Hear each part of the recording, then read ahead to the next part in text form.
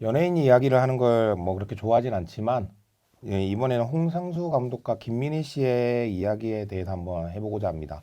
사실 홍상수 감독과 김민희 씨의 이야기는 뭐 이혼 상속 등에 있어서 하나의 문제로 만들어도 될 만큼 법적인 쟁점과 요소를 가지고 있는데요. 물론 개인적으로 제가 홍상수 감독이나 뭐 김민희 씨 그리고 그 가족들을 전혀 아는 사이가 아니기 때문에 이번 영상에서는 가십거리가 아닌 법적인 부분을 중심으로 특히 유책 배우자의 이혼 청구권과 관련해서 이야기해보고자 합니다. 2016년경 홍상수 감독이 배우자를 상대로 이혼 소송을 제기했습니다. 김민희 씨와의 관계 등 혼인 파탄의 책임이 홍 감독에게 있다는 판단하에 그 이혼 소송은 기각이 되었는데요.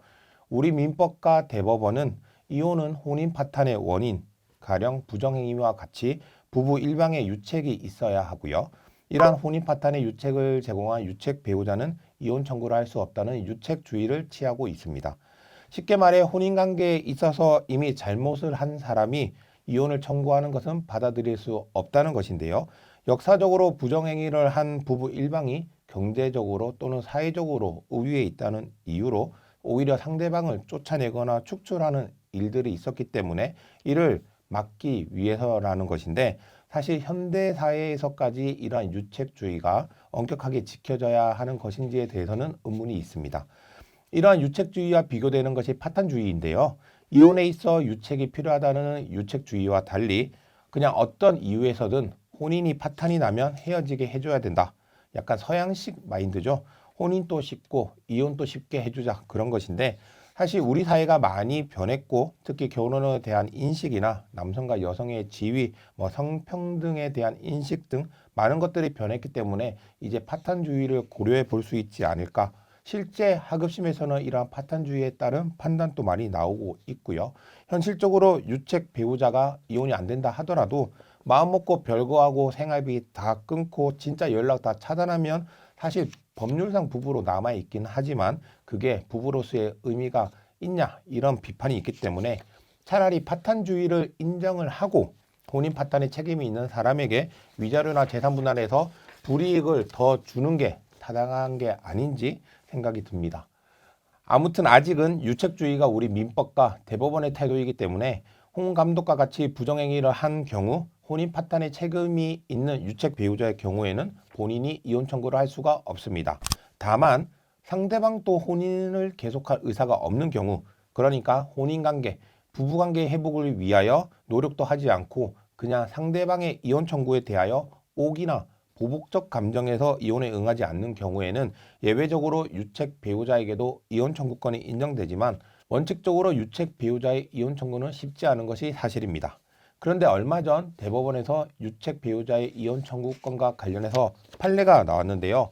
원칙적으로 유책주의에 따라 유책 배우자는 이혼 청구가 안 되지만 이혼 청구 배우자의 유책성을 상쇄할 정도로 상대방 배우자 및 자녀에 대한 보호와 배려가 이루어진 경우 세월의 경과에 따라 파탄 당시 현저하였던 유책 배우자의 유책성과 상대방 배우자가 받은 정신적 고통이 약화되어 쌍방의 책임의 경중을 엄밀히 따지는 것이 더 이상 무의미할 정도가 된 경우에는 그러한 배우자의 이혼 청구가 예외적으로 허용될 수 있다는 것입니다.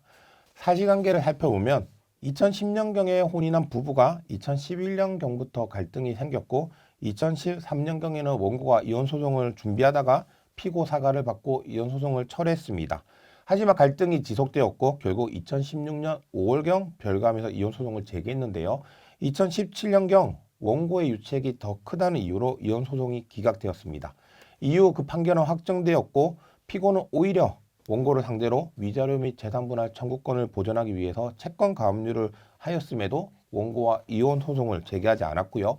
부부 간 갈등 상황도 전혀 회복되지 않고 지속적으로 별거를 하였습니다. 다만 원고는 사건 본인의 양육비를 지급해왔고 피고 및 사건 본인이 거주하고 있는 아파트 대출금 채무도 변제해 왔는데요. 그러다 2019년 9월경 원고가 다시 이혼 소송을 제기하였고 피고는 여전히 이혼할 생각이 없다는 의사를 밝혔습니다. 이에 대해서 원심은 여전히 원고가 유책 배우자이기 때문에 이혼 청구를 할 수 없다며 원고의 청구를 기각하였지만 우리 대법원은 원고와 피고는 종전 이혼 소송의 변론 종결 이후에도 약 5년째 별거 중이고 쌍방의 갈등이 해소되지 않고 있으며 피고는 혼인 계속 의사를 밝히고는 있지만 이를 위한 노력을 한 것으로 보이지 않고 원고가 사건 본인에 대해서 양육비를 꾸준히 지급해오고 있고 그 피고와 사건 본인이 사는 집에 대출금도 갖고 있으며 미성년자인 사건 본인이 성장하는 동안 원고와 피고 사이에서 갈등과 분쟁 및 이혼 소송에 지속적으로 노출되어 와서 그 복리에 부정적이라는 점 등을 고려해서 과거에 원고가 청구한 이혼 청구가 기각되었더라도 그 후로 피고 역시 혼인관계 회복을 위한 노력을 다하지 않음으로써 이 원고와 피고의 혼인관계가 회복될 가능성이 없는 반면 피고 및 사건 본인에 대한 보호와 배려가 이루어짐으로써 유책 배우자의 유책성이 희석되었다. 그리고 원고와 피고의 분쟁 상황, 갈등 상황을 고려할 때 이 혼인을 유지하는 게 미성년자인 사건 본인의 정서적 상태와 복리에 좋지 않다라는 점을 고려해서 원심 판결을 파기환송하였습니다.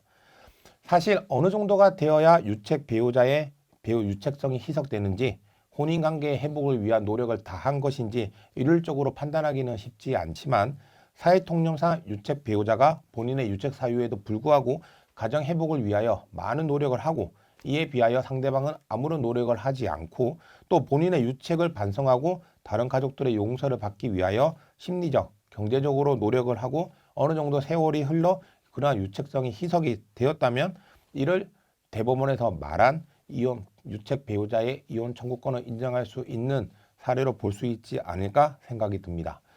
다만 이제 홍상수 감독의 경우에는 저희가 가정사까지는 알 수가 없지만 현재까지 김민희 씨와 부정한 관계가 지속되고 있고 배우자 및 자녀에게 경제적, 심리적 또는 어떠한 방법으로든 지원을 해서 본인의 유책성을 희석시켰다고 보이지 않는다는 점을 고려하면 아마 이 대법원 판결에 따른다 하더라도 홍상수 감독이 그 배우자를 상대로 이혼 청구를 하는 것은 쉽지 않을까 생각이 듭니다.